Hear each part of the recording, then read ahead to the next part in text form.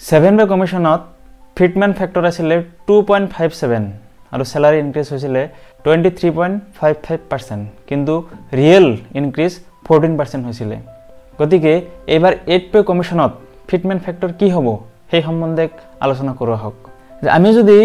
যে pay commission একদম স্টাৰ্টিংৰ পৰা চাও, যে পে কমিশন যেতিয়াৰ পৰা স্টাৰ্ট হৈছে, যে 1947ত আমাৰ প্ৰথম পে কমিশন স্টাৰ্ট হৈছিল আৰু ফাৰ্স্ট পে কমিশনত 55 rupees per month যে মিনিমাম স্যালাৰি আছিল।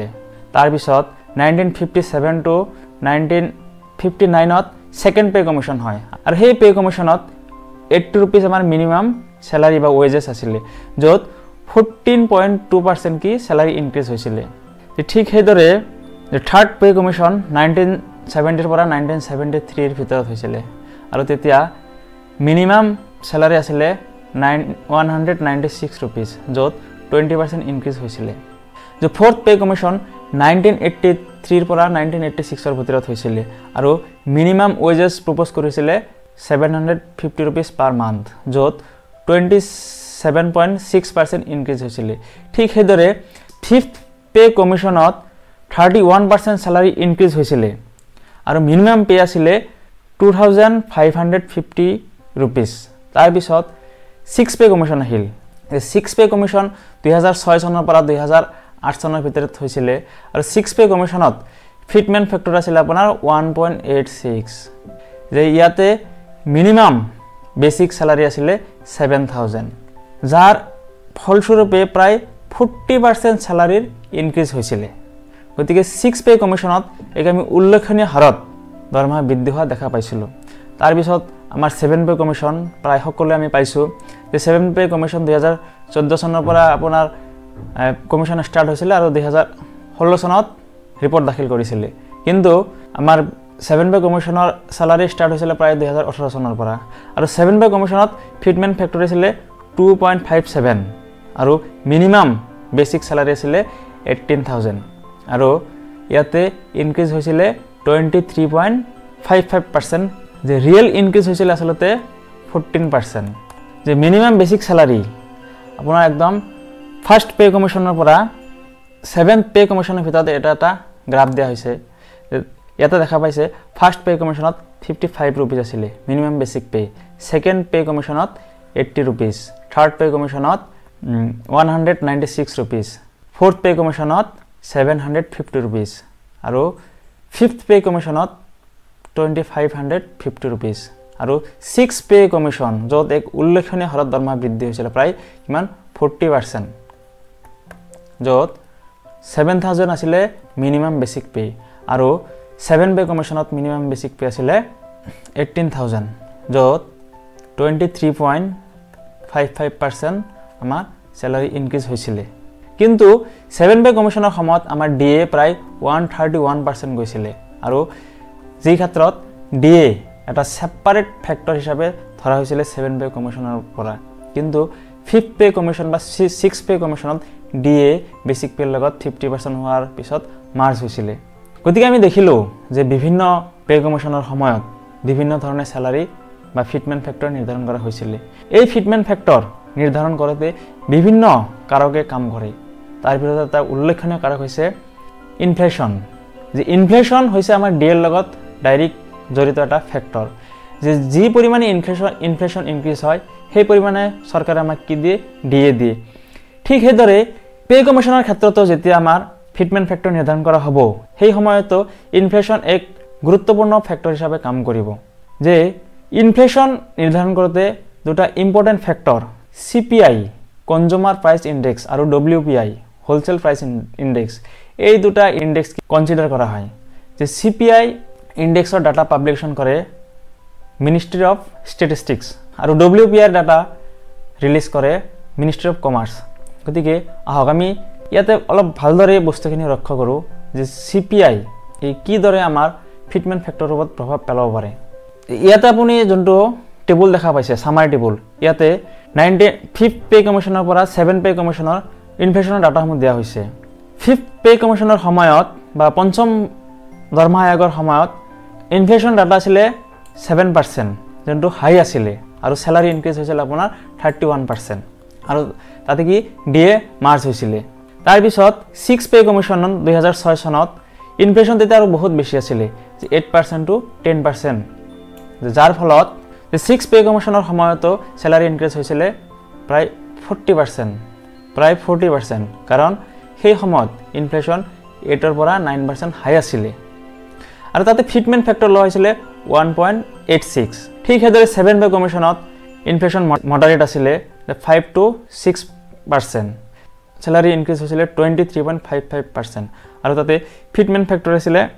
2.57 যেহেতু 8 পে কমিশ্যনৰ কাৰণে যে প্ৰজেক্টেড ইনফ্লেশ্যন হৈছে 6 to 7% গতিকে সেই হাৰত আমাৰ দৰমহা 30 ৰ পৰা 34% ৰ ভিতৰত এক্সপেক্টেড গ্ৰোথ আমি আশা কৰিব পাৰো যত ফিটমেন্ট ফ্যাক্টৰ এক ওয়াইড ৰেঞ্জত ধৰা হৈছে যত 1.83 ৰ পৰা 1.86 ৰ ভিতৰত হ'ব বুলি ধৰা হৈছে এটা পে কমিশ্যনে যেটো অহা মাহত হয়তো গঠন হ'ব যে পে কমিশ্যনে এই ক্ষেত্ৰত কি সিদ্ধান্ত লয় হিয়া উল্লেখনীয় হ'ব গতিকে এই ডাটাখিনিৰ পৰা আমি চালো যে ইনফ্লেশ্যনে ফিটমেন্ট ফ্যাক্টৰ নিৰ্ধাৰণ কৰোতে এক গুৰুত্বপূৰ্ণ ভূমিকা অৰ্থাৎ মূল ভূমিকা ইনফ্লেশ্যন নিৰ্ধাৰণ কৰে গতিকে এই সময়ছোৱাত পে কমিশ্যনে যেতিয়া আপোনাৰ ৰিপৰ্ট প্ৰস্তুত কৰিব সেই সময়ছোৱাত ইনফ্লেশ্যনৰ ডাটা কোনফালে গতি কৰে ইয়াত এটা গুৰুত্বপূৰ্ণ বিষয় হৈছে যেহেতু শেহতীয়াকৈ জিএসটি কাট কৰা হৈছে আৰু জিএসটি কাট কৰাৰ ফলত যদি ইনফ্লেশ্যন বৃদ্ধিৰ হাৰ যদি হ্ৰাস হয় বা ইনফ্লেশ্যন বৃদ্ধিৰ হাৰ যদি কমে হেতু আপোনাৰ কি ফিটমেন্ট ফ্যাক্টৰত ইম্প্যাক্ট কৰিব গতিকে আগন্তুক সময়ত যদি ইনফ্লেশ্যন হাই হয় তেন্তে আমাৰ পে কমিশ্যনত ফিটমেন্ট ফ্যাক্টৰ অধিক হোৱাৰ চান্স আছে আৰু যদি ইনফ্লেশ্যন লো হয় তেন্তে ফিটমেন্ট ফ্যাক্টৰ কম হোৱাৰ চান্স আছে ইয়াতে মই এটা গ্ৰাফ দেখাব বিচাৰিছো যে এই গ্ৰাফত আমি দেখিবলৈ পাম যে ফিটমেন্ট ফ্যাক্টৰ যদি আমি কি কৰো যে একদম কনজারভেটিভ হিসাবে ধরো যে 1.83 বা 1 ধরো তেন্তে মিনিমাম পে কিমান হ'ব 32000 আৰু যদি 1.92 ধৰো তেতে আমাৰ মিনিমাম পে হ'ব 34000 আৰু যদি আমি সিনাৰিটো মডাৰেট কৰি দিও যে অলপ মধ্যমীয়া আৰু ফিটমেন্ট ফ্যাক্টৰ যদি 2.28 ধৰা হয় তেন্তে স্যালাৰি হ'ব 41000 আৰু যদি 2.46 ধৰা হয় তেন্তে স্যালাৰি হ'ব 44000 নাইবা যোৱা ইলেকশন পে কমিশ্যনত যোনটো ফিটমেন্ট ফ্যাক্টৰ ধৰা হৈছিলে 2.57 সেই হিচাপত ধৰিলে মিনিমাম পে কিমান হ'ব 46000 কিন্তু যোৱা বছৰ এটা কথা আছিল যে যোৱা বছৰ বেসিক পে আগতীয়াকৈ কম আছিল আৰু আপোনাৰ ডিএ প্ৰায় আমি সকলো গম পাও 131% আছিল গতিকে সেই ক্ষেত্ৰত ইমানখিনি 2.57 ফিটমেন্ট ফ্যাক্টৰ লোৱাৰ পিছতো স্যালাৰি সেই এটা হাৰত বৃদ্ধি হোৱা নাই যি হাৰত হ'ব লাগিছিল কিন্তু এতিয়া যেহেতু আমাৰ ডিএ 58% হয়তো জানুৱাৰী অহালৈকে আমাৰ ডিএ 61% বা 62% হ'ব গতিকে সেই ক্ষেত্ৰত যদি ফিটমেন্ট ফ্যাক্টৰ 2.86 ধৰা হয় তেন্তে আমাৰ ন্যূনতম স্যালাৰি 51000 হ'ব গতিকে এই ফিটমেন্ট ফ্যাক্টৰ মূলত CPI consumer price index CPI industrial worker ইন্ডেক্সৰ যি বৃদ্ধিৰ হাৰ সেই ইন্ডেক্সে ফিটমেন্ট নিৰ্ধাৰণ কৰোতে গুৰুত্বপূৰ্ণ ভূমিকা আদায় কৰিব পে কমিশ্যনে কি পৰিমাণে দৰমহা পে ৰিভাইজ কৰিব তিনিটা মূল বিষয়ৰ ওপৰত কি আমাৰ সেই বস্তুখিনি নিৰ্ভৰ কৰিব এটা হৈছে যে ফিস্কেল পজিশন অফ দা গভৰ্নমেন্টৰ ফিস্কেল পজিশন কেনেকুৱা যে ৰাজকোষৰ ধন কি পৰিমাণে আছে বা সেইবোৰ কিদৰে ব্যৱহাৰ কৰা হ'ব তাৰ পিছত আহিলে আপোনাৰ যে বৰ্তমান সময়ত যে কৰ্মচাৰীসকলে বা এমপ্লয়ীসকলে কি ধৰণে জীৱন নিৰ্বাহ কৰে বা সেই ইনফ্লেশ্যনৰ লগত সেই কৰ্মচাৰীজনৰ জীৱন নিৰ্বাহৰ এক সমন্বয় হৈছে না নাই সেই বিষয়তে কি কৰিব এক গুৰুত্বপূৰ্ণ ভূমিকা গ্ৰহণ কৰিব আৰু তাৰ উপৰিও আটাইতকৈ ইম্পৰ্টেন্ট বিষয়টো হৈছে যে ইনফ্লেশ্যন ডাটা কি আহিব যদি ইনফ্লেশ্যন ডাটা হাই আহে তেন্তে আমি ফিটমেন্ট ফ্যাক্টৰ হায়াৰ সাইডত পোৱাৰ আশা আছে আৰু যদি ইনফ্লেশ্যন ডাটা লো আহে তেন্তে কি ফিটমেন্ট ফ্যাক্টৰ লো হোৱাৰ সম্ভাৱনা আছে গতিকে যেহেতু আমাৰ স্যালাৰি আমি আগৰ ভিডিঅ'ত কৈছো যে আমি নতুন বেসিক পে পাম যে ইয়াতে মই এখন চাৰ্ট দেখাইছো যে আমি ইতিমধ্যে আলোচনা কৰিছো যোৱা ভিডিঅ'ত যিসকলে যোৱা ভিডিঅ'টো চোৱা নাই তেওঁলোকে চাব পাৰে আমি অলৰেডি আগৰ ভিডিঅ'ত আলোচনা কৰিছো যে নিউ বেসিক পে কেনেকৈ ক্যালকুলেট কৰা হয় বা কিমান দিনৰ ভিতৰত এই পে কমিশ্যন ইমপ্লিমেন্ট কৰা হ'ব গতিকে যদি কোনোবাই আগৰ ভিডিঅ'টো চোৱা নাই কাইন্ডলি আগৰ ভিডিঅ'টো চাই ল'ব গতিকে ইয়াতে যোনটো ফৰ্মুলা আছে যে new basic pay equal current basic pay into fitment factor গতিকে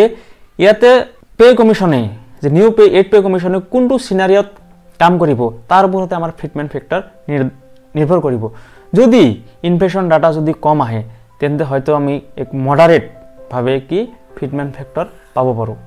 যে 2.28 এৰ পৰা 2.46 আর যদি ইনফ্লেশন ডাটা হাই আহে তেন্তে হয়তো 2.57 এর পৰা 2.8 এৰ ভিতৰত কি আমি ফিটমেন্ট ফেক্টৰ পাব পাৰো তে বেসিক পে যে যিসকলে বেসিক পে ইয়াতে এটা ইম্পৰ্টেন্ট কথা হল যে আমি যোনটো কাৰেন্ট স্যালাৰি উইথড্ৰ কৰি আছো নেট স্যালাৰি আৰু বেসিক পে কিন্তু একে নহয় যে নেট স্যালাৰি হৈছে আমাৰ গ্ৰস স্যালাৰিৰ পৰা যিখিনি আমাৰ কাটিং আছে সেইখিনি বাদ দিয়াৰ পিছত যিখিনি আমি স্যালাৰি পা সেইখিনি নেট স্যালাৰি কিন্তু বেসিক পে হৈছে আপোনাৰ pay band PB plus GP এই দুটা মিলি কি হয় আমাৰ বেসিক পে গতিকে এই বেসিক পেৰ ওপৰত কি হ'ব আমাৰ ফিটমেন্ট ফেক্টৰ পূৰণ হ'ব ধৰি লওক কোনোবা এজন ব্যক্তিয়ে কিমান 30000 কি পাই আছে আপোনাৰ বেসিক পে পাই আছে হয়তো তেওঁৰ নেট স্যালাৰি 45000 বা 50000 আশেপাশে হ'ব কিন্তু যদি ইয়াতে আপোনাৰ নতুন বেসিক পে ওলাব যায় তেন্তে যদি মডাৰেট সিনাৰি ধৰা হয় তেন্তে ইয়াৰ লগত 2.28 পূৰণ হ'ব আৰু যোনটো আমি ফলাফল পাম হেতু আমাৰ কি হ'ব নিউ বেসিক পে গতিকে আৰপি যে ৰিভাইজ পে আহাৰ পিছত কি হ'ব যোনটো আমাৰ নতুন বেসিক পে হ'ব হেতু আমাৰ কি হ'ব গ্রস স্যালারি হ'ব তাতে ডিএ 0 হৈ যাব তাতে সেই নতুন বেসিক পে ডিএ 0 হৈ যাব আৰু তাতে কি এড হ'ব হাউস ৰেন্ট তাৰ পিছত আপোনাৰ মেডিকেল আদি বিভিন্ন আনুষঙ্গিক এলিমেন্ট তাতে এড হ'ব গতিকে আমাৰ মূল বিষয়টো হৈছে যে ইনফ্লেশন ডাটা কি আহে গভৰ্নমেন্টৰ ফিস্কেল পজিশন কেনেকুৱা আৰু কৰ্মচাৰী জীৱন নিৰ্বাহ মানদণ্ডৰ ওপৰত পে কমিশনে কি সিদ্ধান্ত লয় এই তিনিটা মূল ফ্যাক্টৰৰ ওপৰত ভিত্তি কৰি আমি হয়তো পে কমিশনৰ ৰিপৰ্টত কি ফিটমেন্ট ফেক্টৰ আহে সেই সম্বন্ধে জানিব পাৰিম এতিয়া অলৰেডি 18 মাহ সময় দিয়া হৈছে যে নতুন পে কমিশনৰ ৰিপৰ্ট দাখিল কৰাৰ কাৰণে হয়তো পে কমিশনে তাতকে আগতো নিজৰ ৰিপৰ্ট দাখিল কৰিব পাৰে তাৰ পিছত হয়তো গভৰ্নমেন্টে হয়তো 6 মাহ বা 7 মাহ সময় নলয় 2 মাহৰ ভিতৰতে এই পে কমিশনৰ ৰিকমেন্ডেশন কি এপ্ৰুভ কৰিব পাৰে বা কিবা ৰিভিউ কৰিব পাৰে গতিকে আপোনালোকক মই ধন্যবাদ জনাইছো ভিডিওটো চোৱাৰ বাবে আপোনালোকে কাইন্ডলি ভিডিওটো লাইক কৰিব শেয়াৰ কৰিব আৰু চেনেলটো সাবস্ক্ৰাইব কৰিব যাতে এনেকুৱা ভিডিও মই ভৱিষ্যতে বনাবলৈ আৰু কি উৎসাহ পাওঁ ধন্যবাদ